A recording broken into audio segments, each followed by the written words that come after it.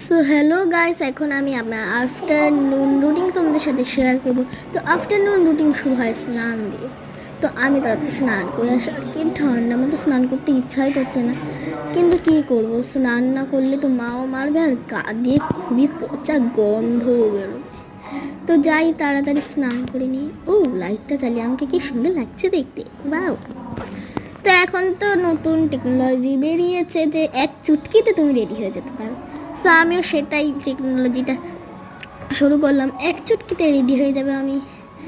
So আমার স্নান করে রেডি হয়ে আসা একদম কমপ্লিট। সো চলো এখন যাই। আমি কোন লাইটটা বন্ধ করছি।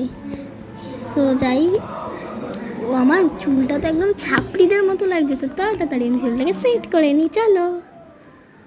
সো আমার চুল সেট করা হয়ে গেছে, এখন আমি সোজা তোমাদের খাওয়ার সময় দেখা করব। তো চলো।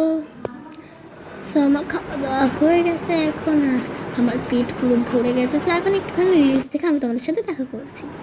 সো আমার রিলস দেখা হয়ে গেছে, তো চলো এখন তোমাদের একটা টানা ঘুম দিয়ে তোমাদের সাথে দেখা করবো। আবার